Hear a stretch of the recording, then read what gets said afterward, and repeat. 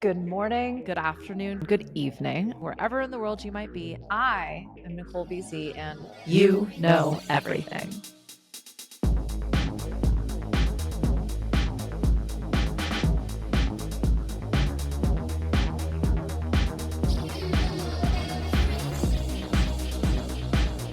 Oh, hey there. It's spring. That's basically the best news that I've got for you. These next few episodes I have been mulling over for the last few months. And as I start talking to new potential clients, as I start working on new projects with clients, as I start traveling a lot more, as things just continue to ramp up and get crazier, it occurred to me that we might all be feeling this. I mean, everybody I'm talking to is kind of there. It's like there's this momentum, which could feel a little bit pressurizing. It could feel unwanted, even though I don't know. It's like every time people ask me how I am, I say I'm busy, but I'm grateful. I'm grateful for the work. For a solid year there, it was pretty stagnant, and now there is flow, and I am really just letting it take me. And that means in any given moment, I'm needing to focus and therefore choose, hopefully based on priorities. But hot take: you can have your cake and eat it too. You can have it all. And we're all working too damn hard. The risk is too great to not win, to not get it, to not get that fucking cake and eat it. I mean, I don't know what you're doing or why you're doing it for, but I've been talking with more and more new people who have not been my experience, that I've not had the opportunity to work with, who've just started listening. And they're coming from similar spaces. They're entrepreneurs, they're small business owners, they're visionaries, they're creatives. They've been around the block. This ain't their first rodeo, but they're bringing a lot of the baggage, the trauma, the learned lessons. Let's make it a little less loaded with them. And we've all been told this: you can't have your cake and eat it too. But I think that was by people who were like real shitty about the fact that like someone ate their piece of cake, or they forgot to eat the cake at all, or they felt like they didn't get a big enough piece of the cake in comparison to everybody else's pieces, and whatever else sad story they wanted to tell, they then told you that. So let's delete, Control Alt Delete that one. And we're gonna Control N, Control V. I'm gonna stop making nerdy fucking metaphors like that. You're welcome. I think that we have some expectations around eating that cake, but the reality is you get the damn cake, okay? And if you don't eat that fucking cake, I don't know what you're doing. Last week we talked about initiative, and that initiative isn't disappearing. It's just evolving. It doesn't look like your grandpa's obedience. It doesn't look like your grandmother's vanilla fucking cake. You have the opportunity to evolve and revolutionize the way you've been doing everything, including how you choose, how you flow, how you prioritize, and when you get to eat your cake. I think a lot of what we're calling chaos is a lack of focus. For some of us, it's a lack of follow through. Many of us are operating out of burnout or overwhelm. And there's this forced inconsistency because everything keeps changing so quickly. And that's where flow can become chaos, right? And there's this underlying doubt. And again, to kind of challenge, this is why this episode and these next few episodes are all sort of born of the same ponderings, the conversations I've been having for the last 2 months, the travel that I've been doing, the businesses I've been chatting with. And I mean, I've been in a lot of different geographic locations as well. Again, I don't think this is about lack of initiative. I don't think people just don't give a fuck anymore. I think people are trying to do too much with the availability they have in any given moment. People are trying to hold too many active realities at once. And let's be fucking real, we kind of have to. So we're living in a moment where you can build a business, you can have a relationship, you can have a family, you can heal your nervous system, you can stay in shape, you can be financially responsible if not successful, you can have a social life, you can learn new skills, you can start a family, you can keep up with AI. And then also you can be present, peaceful, regulated, thriving, meditating, enlightened, chop wood, carry water, cool. No notes. Except one tiny question. How do you do it all if you can't do it all right now? Because like if you ate the whole damn cake in this moment, it'd be like uncomfortable. I'd probably puke. And not because like I didn't bring discipline or I didn't like eat the cake fast enough. Not because I'm weak, but because I'm human. And despite time being a construct and creating our own realities, there still is only this one moment right here, right now. Like I can record this podcast. I mean, I'm going to be working with some AI agents. I'm going to start studying and crafting and learning. And theoretically, they'll be like building in the background. But I don't know that that means I'm what I've heard body doubling. I'm still doing this. I'm focused on this. My energy is here. I'm with you.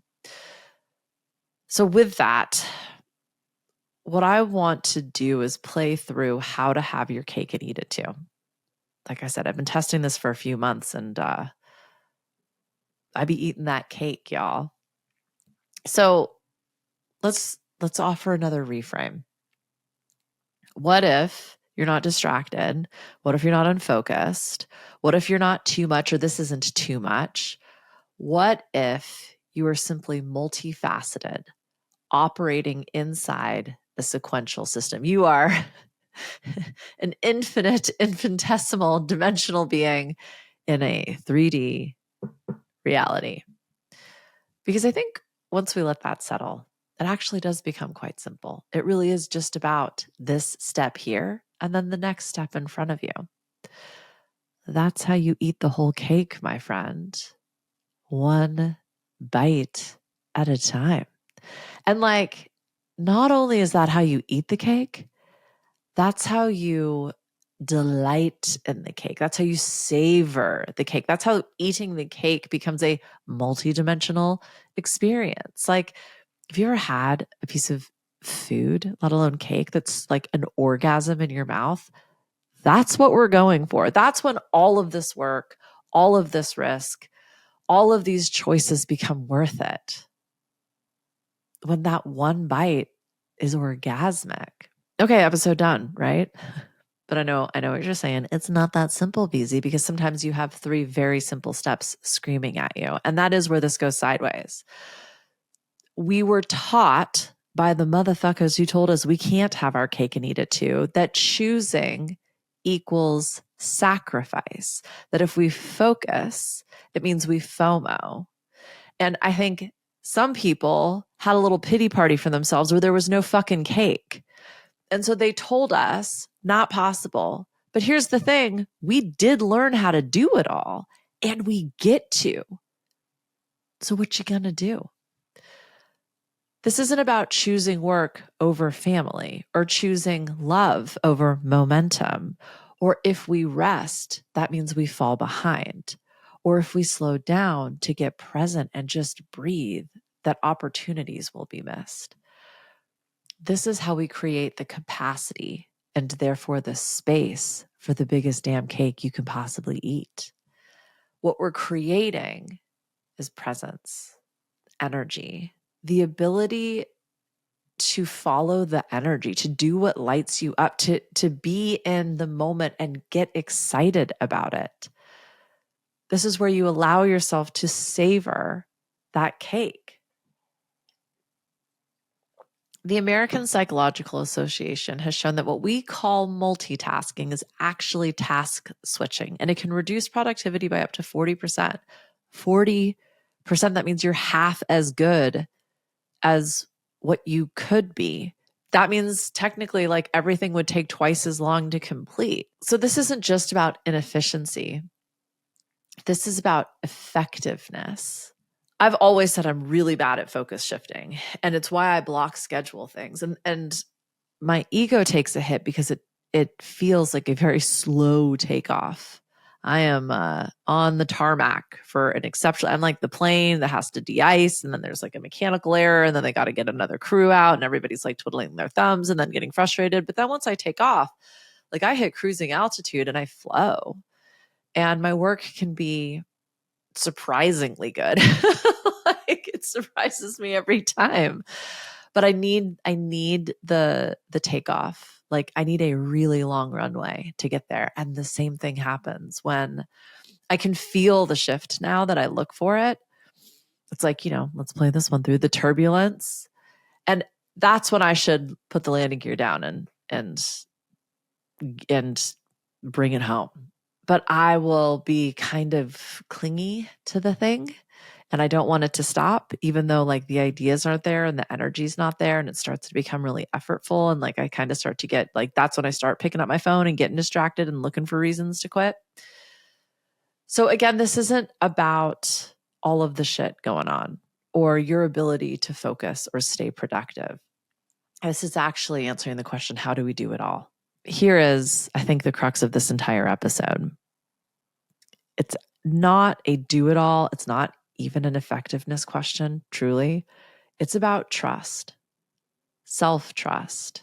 If you don't believe you're going to get everything you want, how could you possibly choose one thing? When they, like I said, all of those steps are screaming at you. They are all very important. If we don't trust that we are worthy and deserving and effective and moving towards that which we desire, we're going to jump from one thing to the next forever. Every opportunity might not circle back around, but a better opportunity will show up. Why is it better? Because it's the right timing, because it's showing up in that moment when you might have the capacity, and ideally the capacity to even recognize it, because you are in a space of trust. Your relationships are more supportive because you're actually engaging with them. I mean, you're literally able to go, hey, can you help? Your identity isn't about constant output.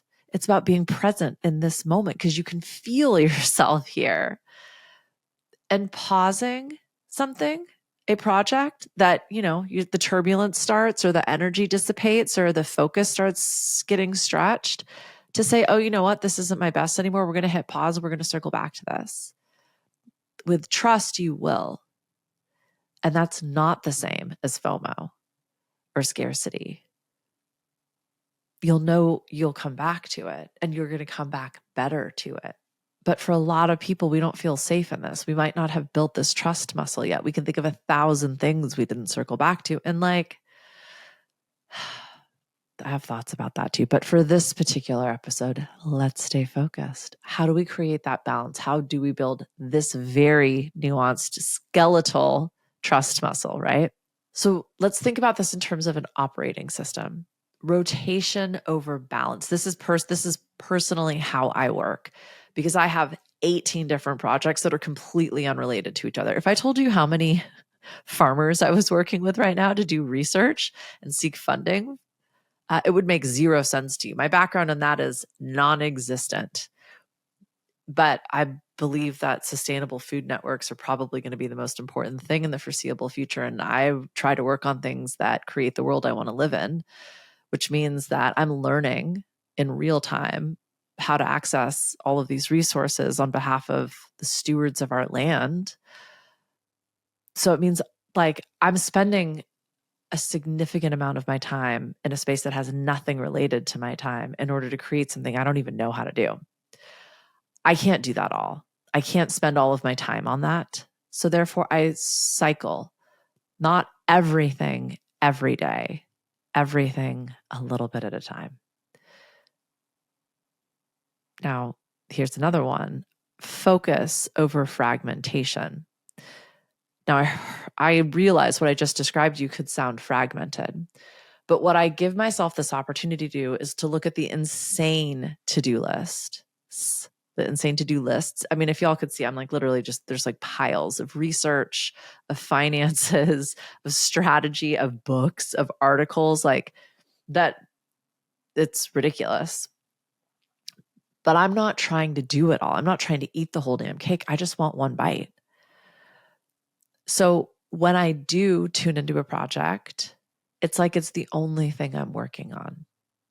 I focus fully. That's what I mean by focus over fragmentation. And then sequencing overstacking. I'm not trying to weave between 6 lanes on the highway. I am, however, looking at traffic, looking at my estimated time of arrival, seeing how much gas I have, seeing how many snacks I got, and also kind of wondering, where are the cops? I've been doing a lot of driving recently as well. But yeah, sometimes I'm cruising way over the speed limit. Sometimes I'm just putting it in cruise control and letting the road guide me. When things are really flowing and when things feel really chaotic, when you feel like you've got the next 5 steps screaming at you to run in their direction, which can be disparate directions, you have an opportunity to just let the thing that feels the most important or the most exciting in that moment guide you. That does not mean you're not going to be able to get to all the other places and spaces. That's what I mean by trust. So whatever it is you do choose, that's the most important thing right now because that's what you're doing. This is a very, very basic coaching 101 exercise, often done in the very first session I have with clients because a lot of my people are really successful. They actually don't have problems because they are problem solvers. And while they recognize like it's a lot right now, they're not really great at going, well, this is where my blind spots are, right? We can't see it. I mean, they often will come to me and say, I don't know what I don't know. I can't see what I can't see. They're right. So we look at a cake or it's a pie. Actually, I just kind of wanted that to like relate. We look at a pie chart, right? It's got about 8 slices: work, love, health, development, growth, creativity, rest. Some people have family, some people have spirituality, some people have environment. It really just depends on what the most important things in your life. That's sort of the elements that would make up your entire cake or pie. Once you can see that, you put a little 1 in the middle, you put a little 10 at the edge, and then you have them circle. And oftentimes there'll be a few pieces that rate lower on the chart than the rest. That's where we can identify our blind spots or our gaps. Like I said, this is a very crude exercise. I find we have blind spots because there's a lot of things we don't want to look at. And once you've realized a certain level of success, it's not about resourcing or finances or time management or capacity. I mean, it is, but like those are the surface level issues or the symptomies, as I like to think about it, to the self-doubt, the places where you actually don't believe in yourself, which is why you focused on the things you know you could achieve and you kind of just ignore the things you don't want to look at. When we are trying to do it all, we're going to feel like we're spread very thin. And then we're going to feel like we're failing because we're not at a 10 in every single one of those pieces. And a lot of us are motivated by guilt. A lot of us are motivated by shame.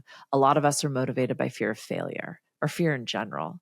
And so we fabricate this energy that is ultimately incredibly distracting and draining and scattering and destabilizing because it's pushed us to be better versions. But the reason you haven't achieved everything you're after, my friend, is because it's not working anymore. That's what this entire fucking podcast is about.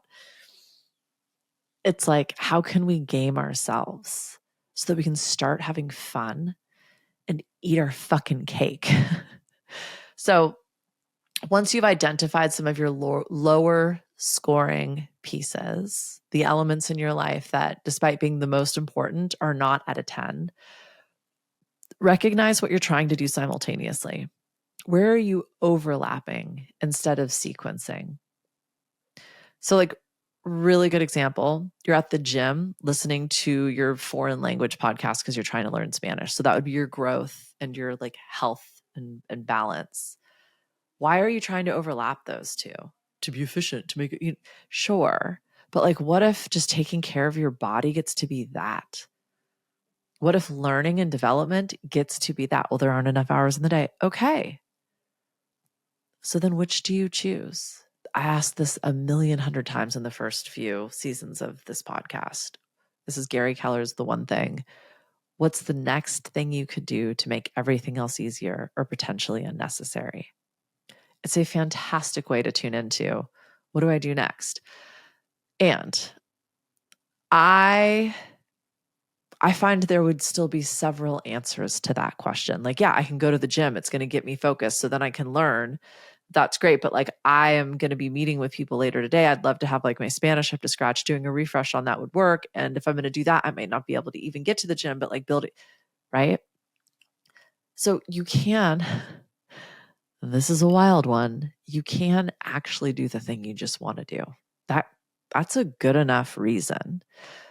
And there's a variety. There's a lot of data and research behind this. Like once you get started building, turning momentum into inertia, feeling confident and like you're actually making forward progress, like all of these things contribute to your overall success. But like, can it just be like, I want to eat my fucking cake? Like, why isn't that a good enough reason to just take action and move forward? Because once you've got your slice, you've made a choice.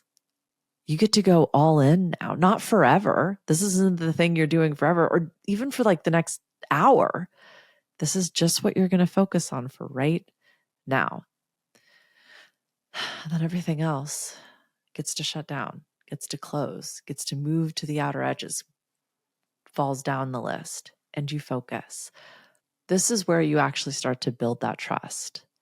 Because whatever you're going to do at your very best. And I guarantee you, when you start to see the results of that, it's going to change the way you believe in yourself. Kind of back to this like workout, because I've been doing a lot of traveling recently. And I've probably been on my like hardcore fitness journey. I've always worked out. I've always done yoga. Like I've always liked being outside. But I was a very all or nothing person for a really long time. That was a self-trust issue with myself. I did not believe I couldn't keep up the momentum with things. I was like a very strong, like 30-day to 90-day sprinter. And I could do, a crash diet. I could do an insane fitness protocol, like 75 hard. But like, as soon as something shifted, I started traveling. I got sick. Things got too busy. I would kind of like fall off the wagon. You know what I mean? And I didn't believe, because there in my adult life, I'd go months sometimes without getting back to that habit and starting. And then when I felt like I would start all over. Like I stopped going to the gym for a little while. That was personal. There was a boy at the gym. So I stopped going to the gym. And when I got back at the beginning of this year, I was down probably about 20 pounds on some of my weights, especially in my legs. Well, maybe a little more, like 30 pounds in some of my reps. And yeah, that was discouraging. But I know it doesn't technically matter how much weight I'm lifting. So I really focused on just being in the gym and how good that feels, and just being grateful I have a body that can go to the gym, and like, hey, I'm still starting stronger than I would have 5 years ago.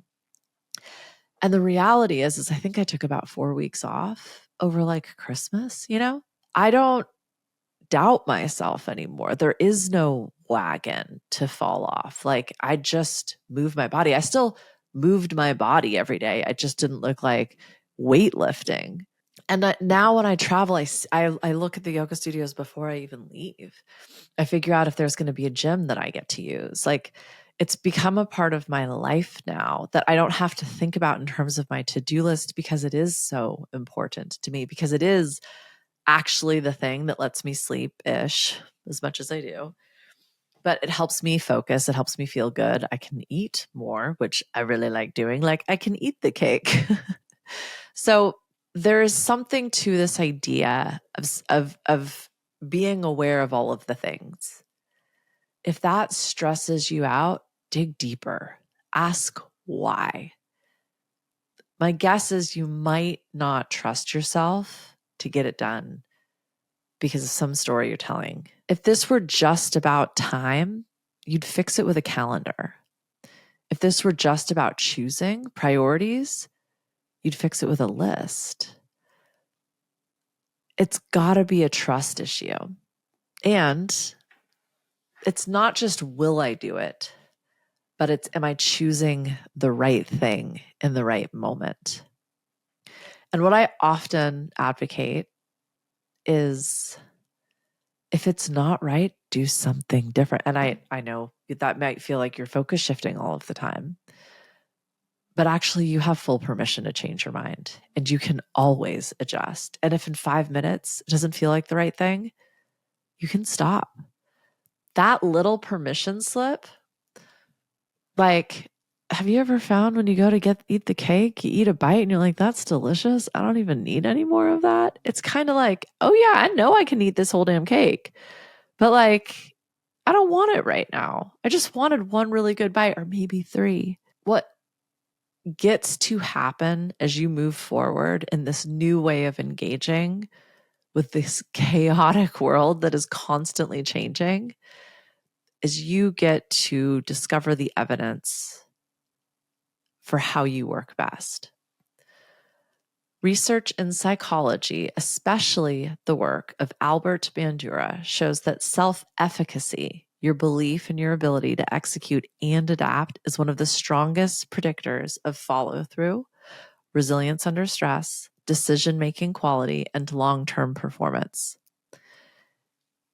This is not about how talented you are, how born for this you were, or how intelligent you think you might be. Belief in your ability to act, learn, and adjust supersedes all of that.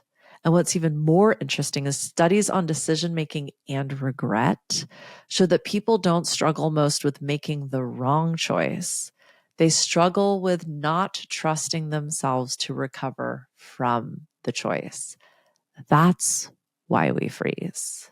It's easy to just go, well, you lack self-trust, right? And not just in will you be able to do everything, but can you even choose the quote unquote right thing to do? But when we kind of zoom out at a more macro level, a cultural level, we have outsourced decisions to experts, our doctors, our bosses, sometimes even our partners or our teachers. We're always optimizing, which kind of suggests that what we're doing isn't good enough. We avoid mistakes instead of actually truly learning from them. We just do the same thing over and over again. And then that constant feedback loops and it overrides our internal knowing. And then you like throw AI in and it just pours gasoline on the fucking fire. So yeah, of course it feels hard to choose because it doesn't feel like we're choosing just the next step or the next bite. It feels like you're choosing a system that has trained you to disbelieve in yourself. So yeah, that would feel really hard to choose. Like, because self-trust is not, I always make the right decision. What I'm suggesting is my definition, potentially our definition of self-trust is I can handle what happens next. That's it. Okay. So how do we develop this self-trust muscle, BZ? I've talked a lot about this. I know I say that a lot. I know I say that a lot. I know I, talk about feedback loop. Good. Make smaller decisions faster. Make less impactful decisions more often. It's the smaller decisions that we don't really think about and we don't put a lot of time and energy into that we make all day, every day that we're really good at. It's the bigger, what we perceive as being the more impactful ones that we kind of avoid and and ah. And unfortunately, those are the ones that actually move the needle. So rather than conflating choice with identity, like whatever I choose is who I am, just pick anything, commit to it, give yourself a little time limit and just fucking do it. Like go all in, whatever it is. That's actually how you build the trust muscle. That's how you start trusting yourself. Do like 5 minutes of everything on your to-do list. It will feel insane, but I would love to know how it feels when you've completed that. It's like going to the gym. I got that analogy, right? For working out or for working in general. But like, it's actually volume. It's why you do reps. It's why you don't just go and like lift a weight and you're like, fucking crushed it. Like, yeah, you do lots of little reps, especially when you're just getting started. Light weights, lots of reps. So something that I think is really easy to forget or to gloss over is celebrating, is closing the loop. Like you might feel, especially let's say you're recovering from an injury and you're going to the gym and you're doing a lot of light reps and you know that you're capable of so much more. We don't generally celebrate or recognize any of that effort. We actually talk shit about ourselves the whole time.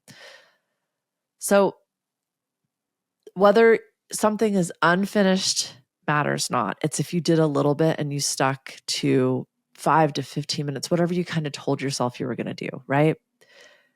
Instead of like waffling between something, just make a dang decision. And look at one maybe and just, it's a no.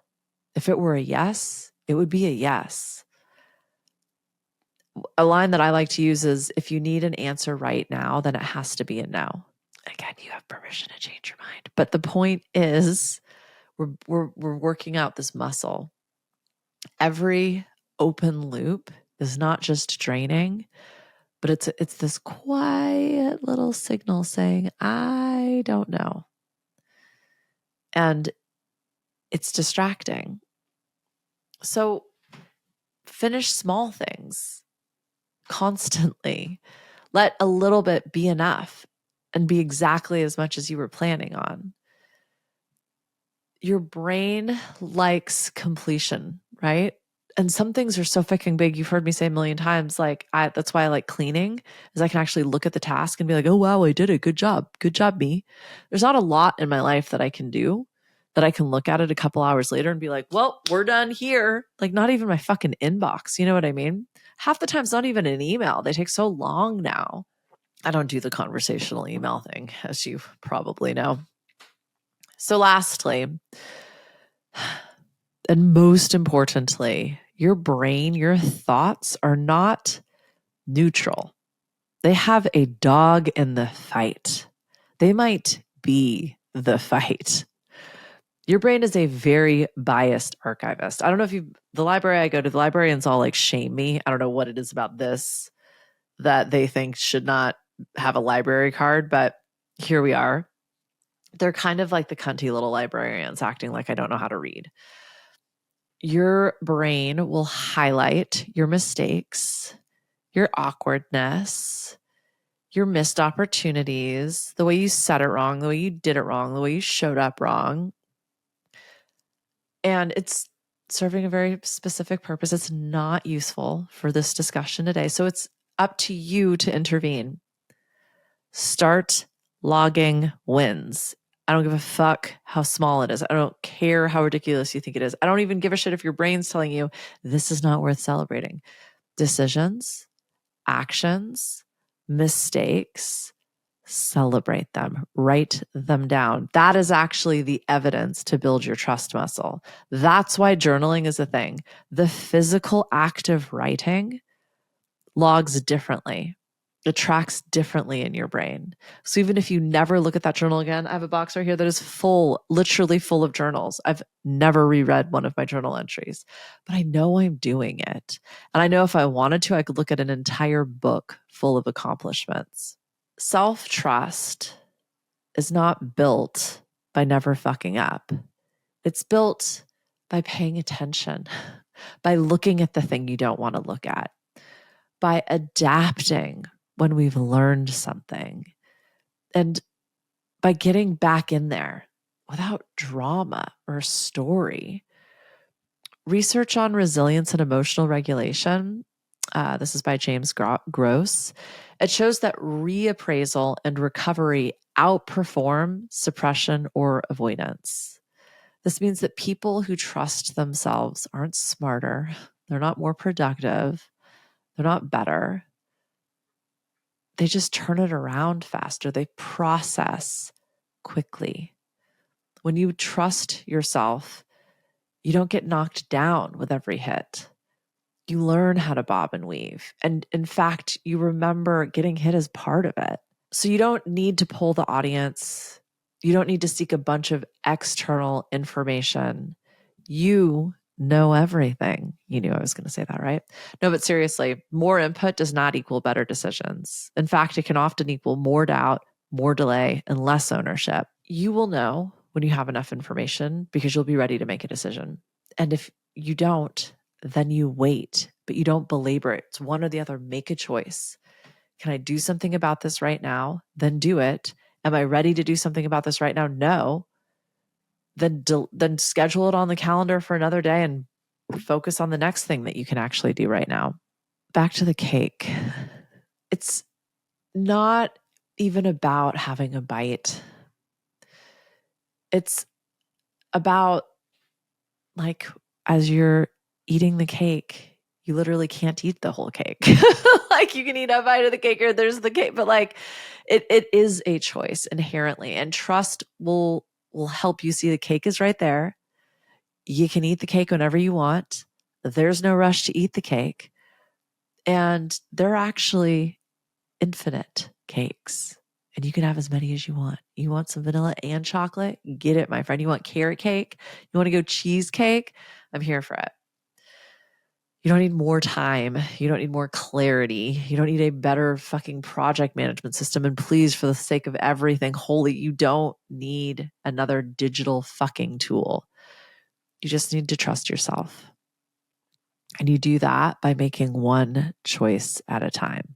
So if you can have everything you want, maybe just not immediately all at once right now, one bite at a time. If focus is not a limitation, but a mechanism, and self-trust is the real constraint, there are 3 shifts I want to finally leave you with, 3 ahas, right? And hopefully these will help you play with how you're moving through life right now, today, as soon as you finish this episode.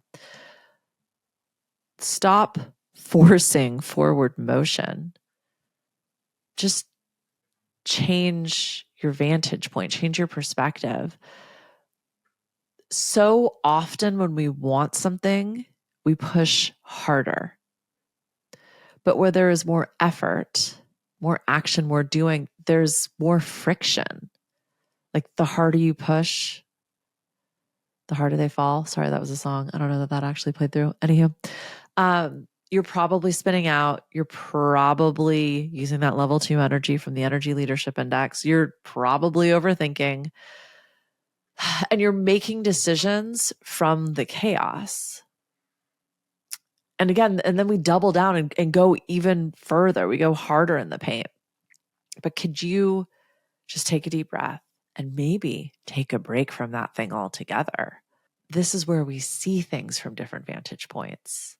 When we remove that sense of urgency, because you can have the whole damn cake, you can actually see what's happening. Do you have a fork? Like, do you have a plate? Is it frozen? Does it need to thaw? Would you like it heated up? A la mode. So this comes from a greater capacity, not because you're better resourced or you're regulated, but because you trust, I can figure this out. And if I can't figure this out right now, this might not be the right moment for this. Stop worrying about the next piece of cake or your next bite or what everybody else is fucking eating. Stop chasing the next thing. Notice what you're ignoring. And you know how this looks: scrolling, researching, emails, planning, seeking outside information. But you're not actually doing anything. You haven't actually chosen anything, even choosing to not do the thing, which is a very common piece of advice, right? Like, no is still a decision. But why is that not good enough? What are you really ignoring? And my guess is it's going to be what you're afraid of. And only you can answer that one. But people spend their whole lives running away from the thing that if they just sat down at the table, stared at it, it would disappear. They would see it for what it really was. This old story, this thought, the brain leading us astray, telling us that we don't deserve the cake, we don't get to eat it all. What are we really avoiding? What are you overlooking? Maybe because it's too simple or too available. That might just be the next best thing, my friend. And lastly, stop talking about the sacrifice. Stop talking about the people who told you can't have your cake and eat it too. Stop talking about the thing that you felt like was the biggest fuck up and the biggest regret and blah, blah, blah. Start working with what you can do right now. It's easy. Everything else is actually ruminating. It's regret, it's retribution, it's comparisonitis, it's the past. It's not fucking real, or it's only as real as you want it to be. Give your attention to what matters now and be available to what's here for you right now, because there's always another opportunity. There's always something in this moment that will feel like a yes. So instead of counting all of the losses, just simply ask, what's one win right now? So you don't need a whole new cake, my friend. You have plenty of fucking cake. You just get to eat it. Take a bite, one bite. Eat the whole fucking cake. Maybe just eat what's on your plate. I don't know. Eat as much as you want. But that's how you have everything, is you trust yourself to eat it, to take it, to delight in it, to revel in it. And I'm going to see you next week. We're all my show notes. I was going to tell you what we're going to talk about because I'm pretty excited. The evidence building. And truly, not just how to prove it, but why the proof is so important. And actually, why that looks so different than everything we've ever done up until now. Okay. I'll see you soon. Thank you for being here. I love you. Bye.